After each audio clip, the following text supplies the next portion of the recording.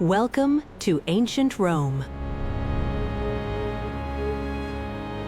Long, long ago, two baby boys were left alone by the Tiber River. Nobody knew they would change history forever.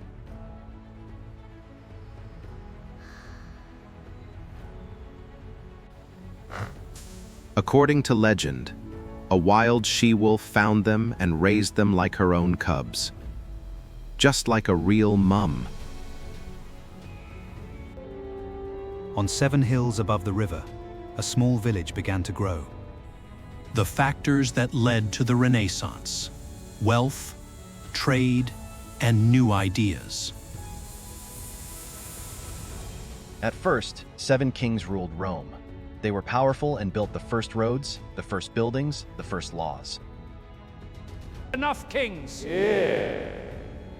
We create the Senate, where important decisions are made together. Strongest in the world, position on a sunlit hilltop in Sundopelmboy för förhållandevis plains. A brave general from Africa named Hannibal even took war elephants over the snowy Alps to attack Rome. Can you imagine that? Slowly but surely, Rome kept conquering more and more lands around the Mediterranean Sea. Then came Julius Caesar, a military genius and a leader like Rome had never seen before. Caesar crossed the river Rubicon with his army, a border he was forbidden to cross.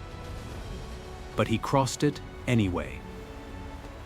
This started a civil war, Romans fighting against Romans. In the end, Caesar won. But some senators feared Caesar was too powerful. On the Ides of March, March 15th, 44 BC, everything changed. Caesar's adopted son Octavian won the next war and received a new name: Augustus. The Golden Age of Rome. 50,000 people would fill the Colosseum to watch exciting games and competitions. The Romans built aqueducts, long bridges that carried fresh water to cities kilometers away. Brilliant. Roman roads were built so well that some still exist today, 2,000 years later. Wealthy Romans even had underfloor heating and running water in their homes. They lived better than many people in the Middle Ages.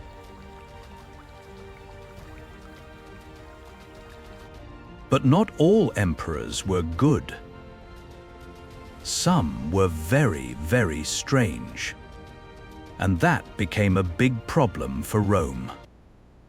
The army cost too much money. Slowly, Rome's treasury started to empty. The money was running out. At the borders of the empire, barbarians gathered. In 410 AD, the Visigoths entered Rome itself. For the first time in 800 years, foreign warriors walked the streets of the Eternal City.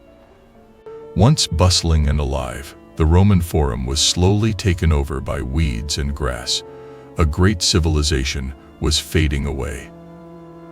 The last emperor of the Western Roman Empire was just a 16-year-old boy. His name was Romulus, just like Rome's founder. But Rome didn't disappear. It transformed. Its ideas, laws, and roads are still part of our world today. You are living in a world that Rome built. Thank you for traveling through history with me. See you in Egypt.